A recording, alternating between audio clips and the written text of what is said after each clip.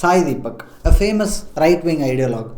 Recently, a video of his became viral. In that video, he can be heard saying that Brahmins in Tamil Nadu are facing dire consequences or they are facing persecution, and this persecution is akin to what Kashmiri Pandits faced in the Kashmir. And is it really true? Did it really happen that way? Or is he exaggerating? Or is it all a cooked up lie? Or is it all just the right wing narrative? In this video, we are going to see exactly that. This is Youturn. I'm Ramasamy Jayaprakash. In that short video, Sai Deepak talks about Dravidianists and how they are spreading poison against Brahmins. And also he brings about a comparison between Kalam and a Kalashnikov. Kalam is of course the pen and Kalashnikov is the gun. It is a differentiation of pen and a gun. He's saying that if a person comes with a gun, you'll know obviously just by looking at the person. He's having the gun, so he could be a threat.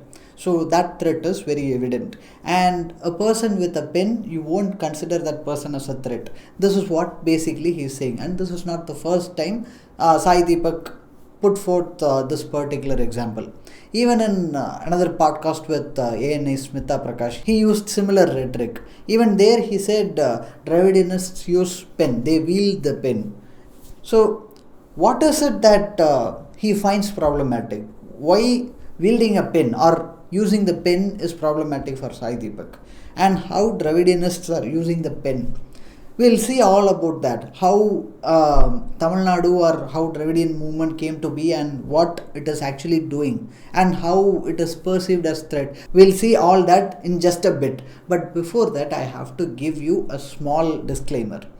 And based on this disclaimer only, you can choose whether to watch this video or you can choose whether to skip this video. And the disclaimer goes like this. First thing is, caste is real. Caste is a problem. Caste is exploitative in nature, and caste by itself is discriminatory in nature. You could say, I belong to this caste, and you can claim that it is not discriminatory. But by the nature of caste itself, by the nature of caste system and the Varna system, the definition of it is discriminatory, and the definition of it is hierarchy, social hierarchy. So it is exploitative and you get a privilege. Depending on which part of the caste hierarchy you fall in, you get some kind of privilege. The higher you are, the more privilege you get. Even today, even in 2024, caste determines the kind of education that you might receive. Even in 2024, caste determines the kind of jobs that you can get, and it also kind of determines what is your economic status going to be. In addition to, of course, the social capital and social respect that you are going to get just because a person belonging to certain caste. And similarly, the vice versa is true.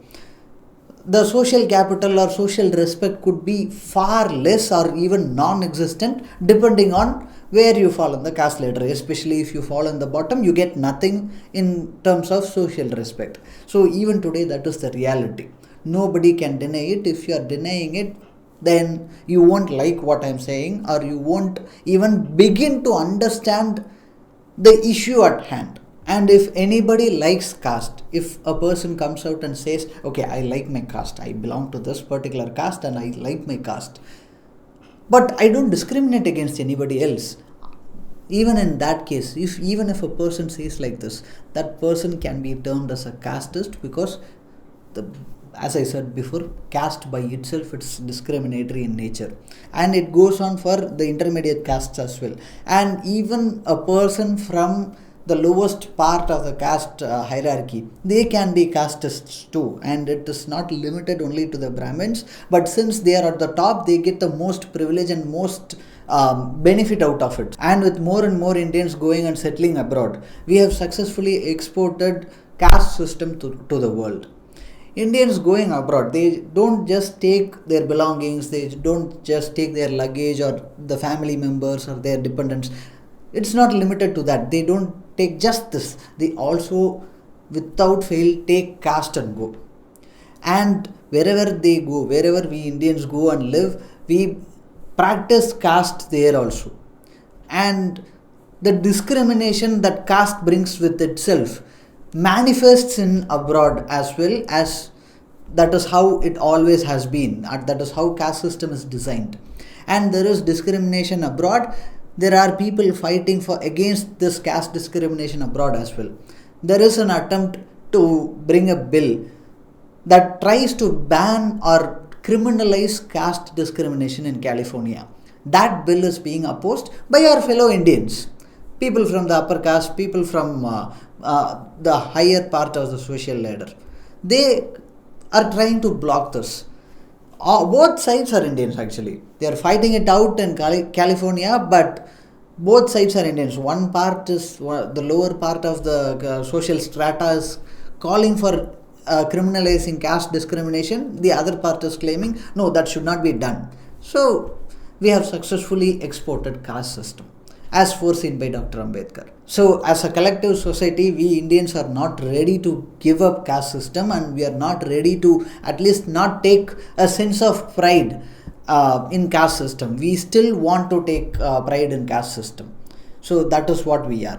If you are going to deny this, if you are saying, okay, no, caste system does not exist, there is no discrimination, no, caste system is not discriminatory or not exploitative in nature, then as I said before, no point in having this conversation.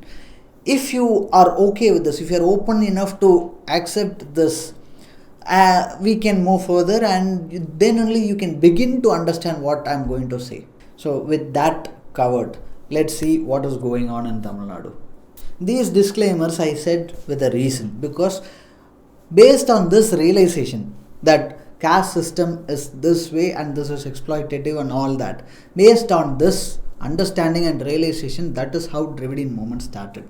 And there could be a lot of explanation, and there could be a separate documentary to explain the nature and kind of society that we had that caused the inception of Dravidian movement. That could be a video by itself, but we will not get too much into it. But the gist of it is, this understanding about caste gave birth to Dravidian movement. And there was contempt for Brahmins across the board, no matter which part of the social strata they fall in. If they are not Brahmins, they had a contempt for Brahmins, because everybody else were treated badly by the Brahmins. That is what the kind of society we had back then. And today, some people from the intermediate castes could be wealthy, could be discriminating, doing the same kind of discrimination against the Dalits, or people who fall in the lower part of the caste ladder. They could be doing that today. But back then, just 100 years ago, the situation was in such a way that people who are doing this were at the receiving end. It is quite an irony, but they were at the receiving end of what they are doing it to others. That was the kind of society. So everybody had contempt for Brahmins, and that is what led to Dravidian movement, as I said before. People wanted this system to go, and the prevailing mood was anti-exploitative and anti-subjugation. So this was the idea with which Dravidian movement started. And it could be like there are many variants or many versions of how to address caste system, how to address or how to fix this issue. There were many versions, and many people put forth their ideas. And if you summarize everything together and how everything evolved, like it was not stationary. No idea was set in stone and it remained that way for the past 1 century. It's not like that. Everything was fluid. It kept changing and evolving. So if you summarize the 100 years of Dravidian movement, you can come to this conclusion. There were 3 basic versions of what a Dravidian idea is.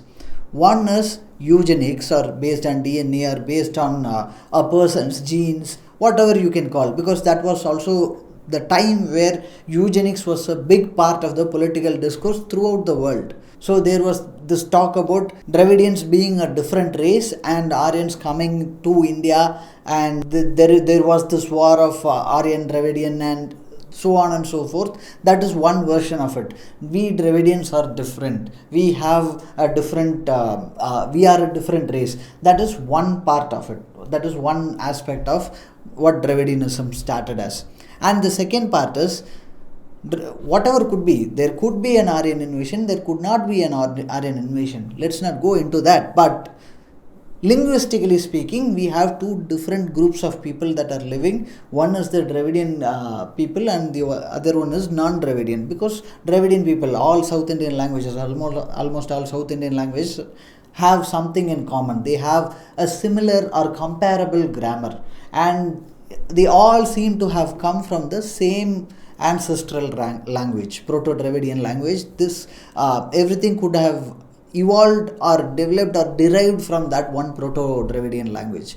So this is based on linguistics. Dravidian identity was determined based on linguistics with this kind of thought. And the third one, that is the most recent and most evolved version of what a Dravidian identity is today. And that recent one is based on ideology. Anybody who is against oppression, anybody who does not take the exploitation, and anybody who wants to oppose it, that person could be a Dravidian. Anybody who opposes caste system and accepts the idea of everybody being equal by birth, there is no discrimination based on birth, that person could be a Dravidian. This is the most recent version of the Dravidian identity, and it has evolved over time. So whatever point in time that you are going to take, it will determine what kind of the explanation Dravidianism meant at that point of time. If you are going to cherry pick one part of this 100 years and say, okay, this is the only definition for Dravidianism or Dravidian movement, it could not give you the whole idea. Dravidian movement is quite complicated, and understanding what Dravidian movement is will take us through a very convoluted path. We have to have a longer vision, a wider perspective. If you don't have this perspective, and if you don't give the benefit of the doubt that people are really trying to oppose what was there, what was the established norm back then, people had contempt against it. People wanted that system to be gone. So they started fighting that system. That is how it started. Does it succeed? Did it carry over it in the past 100 years, decade after decade after decade? Did it not get diluted, and did they lose the plot? All that is second part of the discussion. They could have achieved, or they could have not achieved. They could have even went in the opposite direction also. But to understand it, you have to see, okay, why it started and how is it going. For that, you should have an open mind. It takes a lot of reading and understanding to even comprehend what Dravidian movement is. Without doing that, if anybody is coming and saying, okay, Dravidianism means bashing Brahmins and hating Brahmins, that is completely an oversimplification, and I keep saying this, it is completely misguided. Okay, so if it is misguided, did or did not Brahmins face persecution in Tamil Nadu? The short answer is no. There was no persecution. This is just the right-wing narrative that is being put forth by people like Sai Deepak, Annamalai, and many of the right-wingers use this particular rhetoric. And if something that really happened, if there is a Brahmin persecution in Tamil Nadu, when did it happen? And how did it happen? What really happened? What actually were done to them?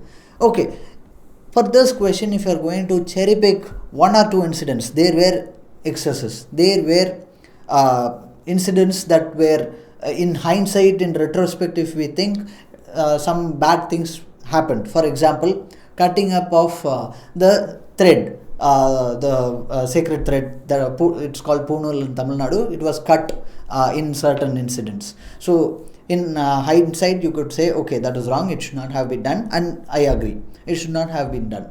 And people were somebody's, the hair were cut off. So if you say that was wrong, that should have been avoided, in hindsight, in retrospect, I say yes, it should not be done. Apart from cherry picking one or two incidents that happened like this, if you look at it from a century perspective, 100 years, what was done to Brahmins, except for these one or two incidents like this, you could always pick some exceptional events, and exceptional events will always be there. No matter what kind of discussion we have, there will be exceptions. If you are going to take exceptions and making that exception to be the norm for the entire Dravidian movement and for the entire century, then there is no argument or there is no discussion to be had.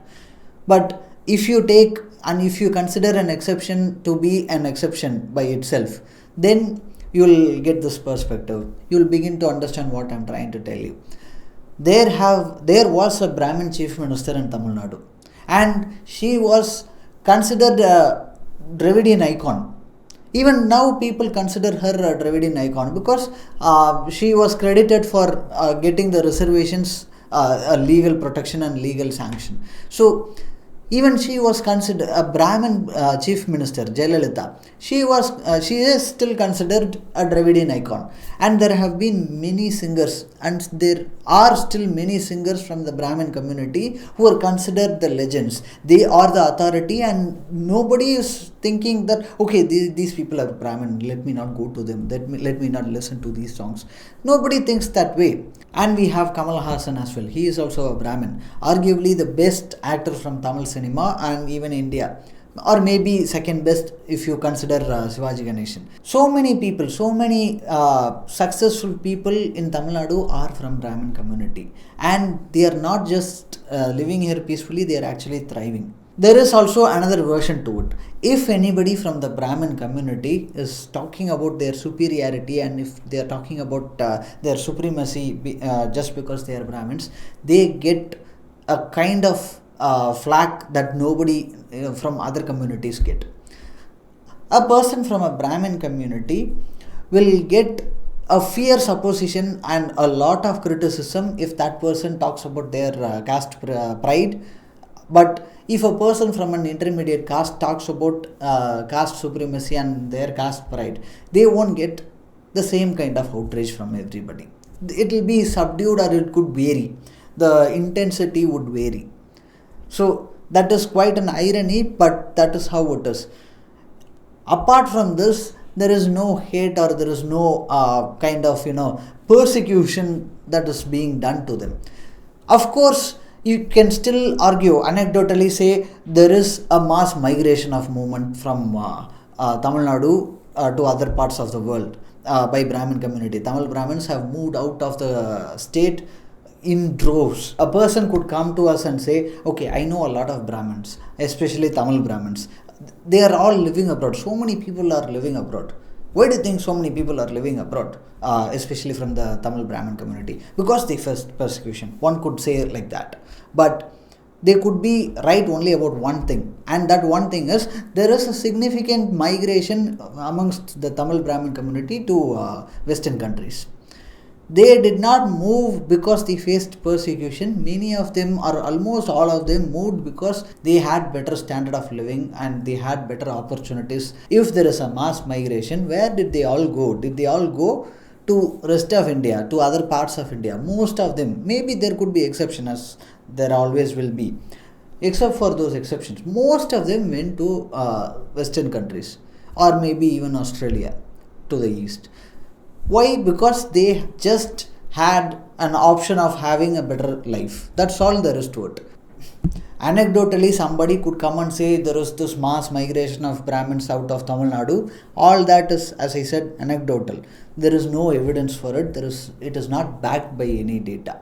What is the percentage of Brahmins in 1950s and 1960s in Tamil Nadu? What is the percentage of Brahmins today? That is the most important metric that we need to have to be making these conclusions. But we don't have that. We don't have a caste census. Then how do we say this? Okay, Brahmin community have been wiped out in Tamil Nadu. How can we come to this conclusion? Because the general assumption is based on previous caste census in the pre-independence era. The basic assumption is only around 3% of the people from Tamil Nadu are from Brahmin community. Even today, the number holds true. We filed an RTA in education. we wanted to know how many people from general community write 10th and 12th standard examinations. The number stands something around 2%. Even this you should not be taking as drop from 3% to 2% because this is only in Tamil Nadu's education system. Tamil Nadu Board of Education, how many are from general community? That is only there. There is no data for CBSE because it could be, theoretically it could be possible that given their relatively higher standard of living and relatively higher economic standards, they could be studying in a CBSE school as well, and they could be studying in other parts of the country as well. So this should not be taken as the only metric. This just gives a rough idea. The general category or general community, except for Brahmin community and one or two other communities, everybody falls in the reserved category in Tamil Nadu. So this number 2% or around 2% is predominantly consisting of Brahmin community, and this number of 2% should not be taken as a reduction. We need more data. We need a caste census to be making all these conclusions. Without that, we should not be making all these claims. But people like Sai Deepak or people from the right wing will not agree to it. Because if we take a caste census, this narrative cannot be peddled anymore. If the data comes out stating, okay, this many, it used to be 3% of Brahmins living in Tamil Nadu, even now it is the same. If the findings comes out in that way, this narrative cannot be put anymore.